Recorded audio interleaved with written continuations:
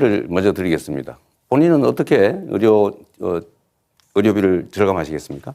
저는 과감하게 의료 혜택 중에서 과학적인 그런 어떤 효과가 입증되지 않은 것들은 줄여야 되고요.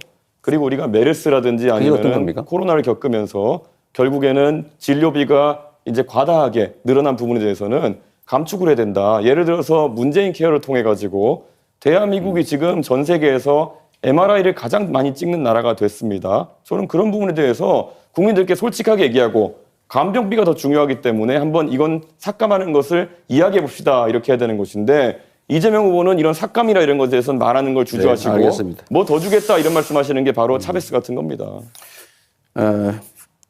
어쨌든 제가 이런 지적은 가능하면 안 하려고 하는데 그 혹시 밥 맥티어라고 아세요?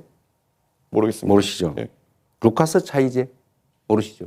호텔 경제학의 그 원전이었죠. 네. 한국은행에서 5만 원을 쓰는 법 이거 저 그림표 있는 거 보셨어요?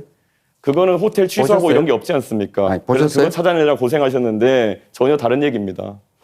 자, 이 밥 맥티어나 아니면 이거 미하일 슈미츠 살로몬, 루카스 차이제 이런 사람들이 그 $100 이야기라고 인터넷에 치면 많이 나와요. 거기에 똑같은 얘기가 나옵니다. 호텔에 누군가 투숙을 하려고 했는데 그 돈으로 $100 또는 100유로로 옆에 이렇게 돌다가 결국 돈이 돌아왔는데 그 고객이 갔다. 그러나 이런 경우에도 돈의 순환이라는 효과로 외부에서 꼭 자금이 들어오지 않아도 경제가 순환이 될 수가 있다. 라는 이제 그 사례로 이런 걸 쓰는데 이분들이 이렇게 역사적으로 이런 예를 들 때 누구도 노쇼 경제학 뭐 이런 얘기 하지 않았다는 그 말씀을 먼저 하나 드리고요. 또 한 가지 아까 동덕여대 말씀은 제가 이렇게 정리를 좀 하고 싶습니다. 동덕여대의 그 학생들 아닙니까? 그 여성이든 남성이든 관계없죠. 학생은 학교의 당사자죠. 학교는 교육기관이에요. 이거를 형사 고발을 해가지고 법정으로 가서 막 이게 일반인들처럼 치고받고 싸우는 게 과연 바람직하냐. 흥정은 붙이고 싸우면 말리라는 얘기처럼 그거는 국회에 국회의원들이 뭐 어떻게 했는지 잘 모르겠습니다만 조정을 해서 고소치하게 하는 것은 바람직하다고 생각하고요.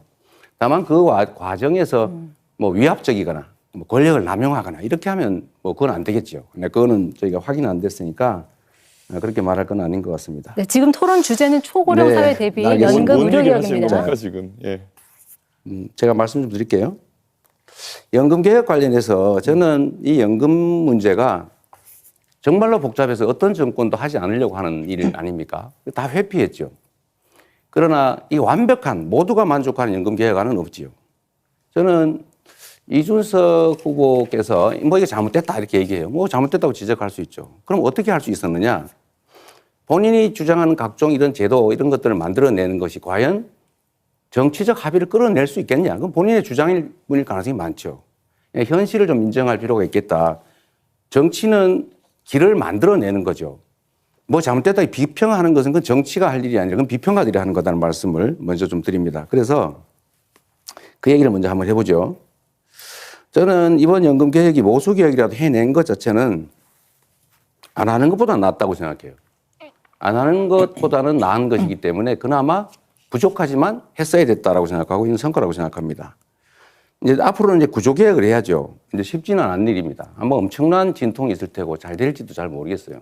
이제 노력을 해야 되겠는데 이런 면에서 보면 우리 그 이준석 후보님은 신구 연금을 분리하자. 그러니까 지금까지 연금 낸 사람들은 따로, 앞으로 낼 사람들 따로 이렇게 칸을 쳐가지고 새로 시작하자 이렇게 하시는데 그러면 기존 연금 대상자들에게 연금을 지급하려면 계산상 609조 원이 필요하다고 해요. 그럼 그 돈 누가 냅니까? 일단 그 문제에 대한 답이 좀 필요할 것 같고요. 연금 제도라고 하는 건 기본적으로 세대 간 연대를 하는 것입니다. 이거는 남이 아니잖아요. 부모도 있고 할아버지도 있고 자식도 있고 이게 서로 뭐 보험료도 내고 연금도 받고 하는 것인데 그런 식으로 자꾸 갈라쳐가지고 기존 제도 수혜자, 새로운 대상자 이거 자꾸 갈라치고 남녀 갈라치고 이런 식으로 하는 거 좀 정치인으로서는 적절치 않다고 생각하는데 어떻게 생각하세요?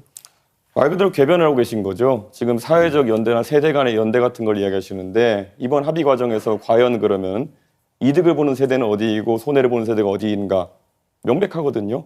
결국에는 지금 바로 소득 대체율을 올림으로 인해 가지고 받아가는 세대는 바로 받아가게 되고 네. 내는 세대는 4% 가까이 인상된 금액을 평생 내야 되는 것이고 그래서 5천만 원 더 내고 2천만 원 더 받아가는 구조다 이런 얘기가 나오는 거라서 대한민국의 젊은 세대는 가만히 앉아서 한 사람당 3천만 원 이상의 손실을 그냥 떠있게 된 거거든요. 네. 그리고 아까 자꾸 힘의 논리 같은 걸 얘기하시는데요.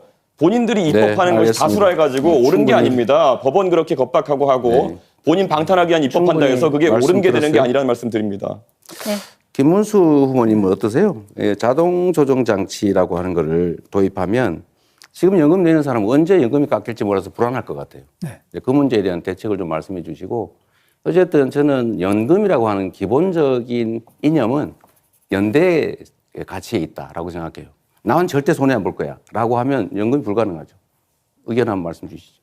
자동조동 장치는 국가가 상당한 부분을 책임져야 되는 장치인데 이것은 저는 필요하다고 봅니다. 특히 젊은 세대들이 여기에 대해서 매우 불안하게 생각하고 있기 때문에 자기들은 뭐 내기만 되고 나중에 빈깡통 되는 거 아니냐 이런 우려를 해소해 줄 수 있는 가장 적극적인 조치가 바로 자동조정 장치가 아니냐 네. 저는 그렇게 생각하고 우리 이재명 후보께서도 동의하실 줄로 생각합니다.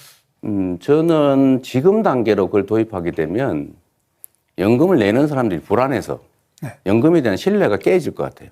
지금 이미 연금 액수가 너무 적고 아직도 우리는 13% 정도를 내게 되는데 되게 OECD 평균 18% 아닙니까? 네.